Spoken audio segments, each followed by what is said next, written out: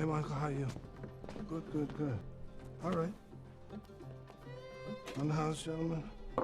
Thanks. I don't drink. The rule here is that you can't live until you drink. I do not drink. He's worried that you will report him to authorities for selling alcohol.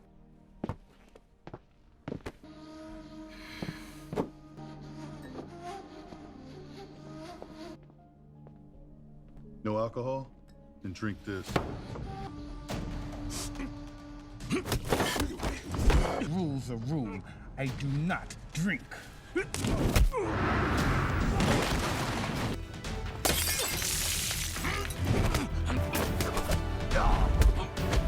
that? What's going on? All right.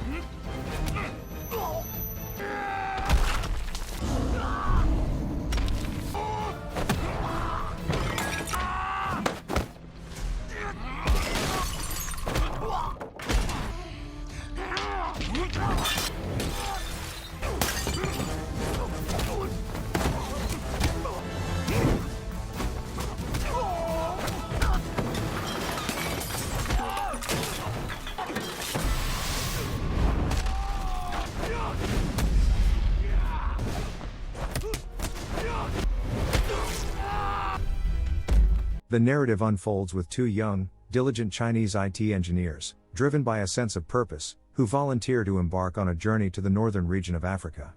Their mission is clear: to assist their company in securing a significant telecom contract that could alter the landscape of communication in the region. However, they soon discover that they are not alone in this pursuit. A French spy named Michael and his team from the European Telecom Union are vying for the very same deal, intent on sabotaging the Chinese bid. Michael's superior has instructed him to undermine their efforts, believing that controlling Africa's telecom infrastructure would ultimately grant them leverage over the continent's rich mineral resources. To execute his plan, Michael enlists the help of mercenaries, including Lauder, a notorious weapons smuggler and former African general, along with another ex-general named Kaba. Their mission is to manipulate the competition and incite conflict that could potentially spark a civil war between the North and South. In a dimly lit bar, Michael sits with Kaba, sliding a file across the table as he recounts the tragic history of the Mengtulu fighters. He explains how their ancestors suffered a devastating defeat in an ancient war, leaving their lineage nearly obliterated. As Kaba peruses the documents, the weight of this revelation sinks in. He realizes that his people are scattered across Africa. Clenching his jaw in determination, he vows to reunite them. Michael promises to assist him in this quest, urging Kaba to do whatever it takes to gather intelligence on the Chinese engineers. Moments later, Lauder and his men burst into the bar, pressuring Kaba to drink alcohol. Firm in his religious convictions, Kaba refuses. Michael attempts to reason with him, explaining that drinking is customary in this establishment. Frustrated, Lauder commands the bartender to serve something unique instead. The tension escalates as one of Lauder's thugs intensifies the pressure on Kaba, forcing him into a humiliating situation that sparks a brutal confrontation. I do not drink.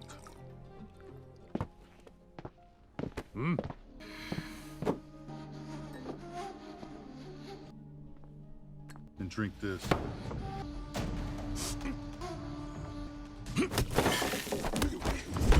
I do not drink.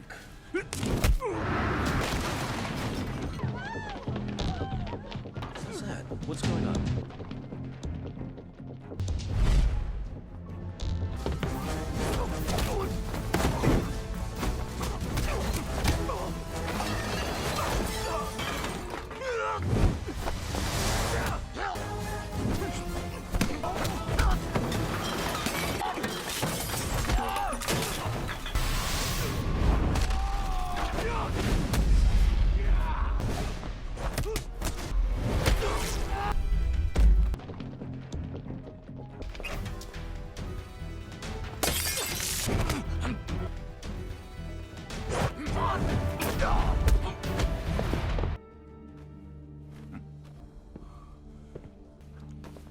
You're a bunch of assholes.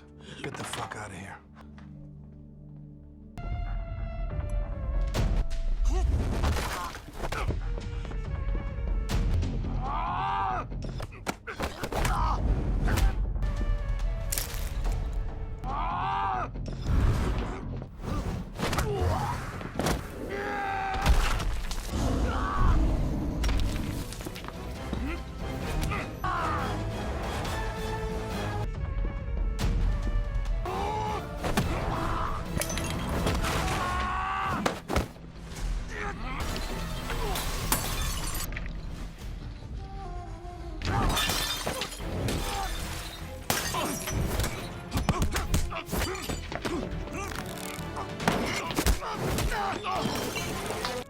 Answer me, P, or die!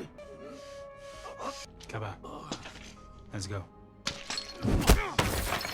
Motherfucker, you drink piss! Meanwhile, at the Telecom bidding meeting, engineer Jan's partner, Ruan, expresses her frustration over the palpable distrust from decision makers simply because they are not Western.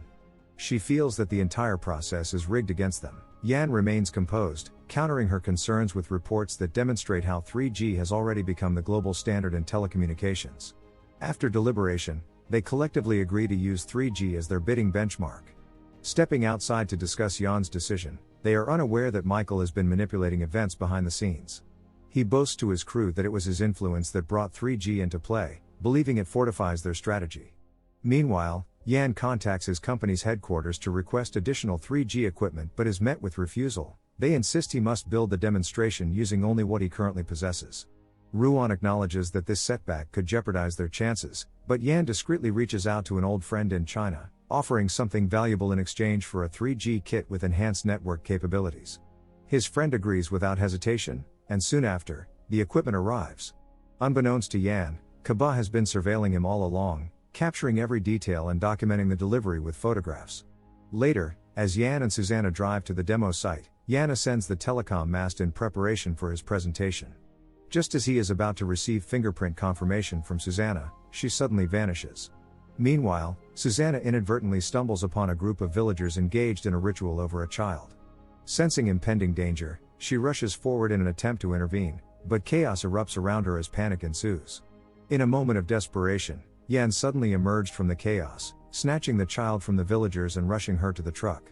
Susanna, sensing the urgency of the situation, sped away just as the villagers surged after them. However, Yan was caught from behind as he attempted to escape in the vehicle, while Susanna managed to flee with the baby, racing toward a nearby clinic for medical attention. The villagers quickly tracked her down, but to her surprise, they revealed that their intentions had never been harmful. They reached out to Sheikha Said, who negotiated a peaceful resolution, assuring them that Yan would be released by morning. Later that day, Susanna stumbled upon the surveillance images taken by Kaba. Confronting Omar about them, she learned that while Kaba's actions had crossed ethical boundaries, there was no formal rule prohibiting such behavior. During a crucial meeting for the telecom demonstration, Michael and his team launched another sabotage attempt, this time deploying a signal jammer. Yan detected the interference almost immediately and quickly devised an alternative bypass system to salvage the presentation. Just as he was about to complete it, Kaba and his men burst in, unleashing gunfire that tore through the room and obliterated everything in sight. News stations swiftly broadcasted the city's descent into chaos as Kaba announced the assassination of the North's vice president, marking the official onset of civil war. Michael attempted to assert himself but found himself silenced when Kaba seized him by the collar and dragged him into a private room. There, Michael dropped his facade, bluntly stating that war would be far more profitable than telecommunications ever could be. Just then, his own partner stormed in, vehemently rejecting Michael's plan and threatening to expose him. In a fit of rage, Michael raised his gun and shot him dead on the spot. He then handed Kaba a frequency designed to disable communication systems nationwide. Kaba left to carry out his mission while Omar coordinated a counter-rescue operation to save the trapped telecom crew. Meanwhile, Yan fought desperately to restore communications, rerouting the damaged telecom equipment. Realizing that Yan was repairing what they had broken, Michael commanded Kaba to destroy more towers to sabotage him again. Yan meticulously mapped the damaged sites and rerouted the signal once more. The second tower flickered back to life, briefly reconnecting calls. They rushed toward the third tower, but just as they approached, a missile struck it, reducing it to rubble. Kaba intercepted a radio distress signal summoning surviving soldiers to the Yutan tribe. Yan arrived at Sheikha Said's location, pleading with him to defend the last remaining tower, warning that maintaining communication could halt the war entirely.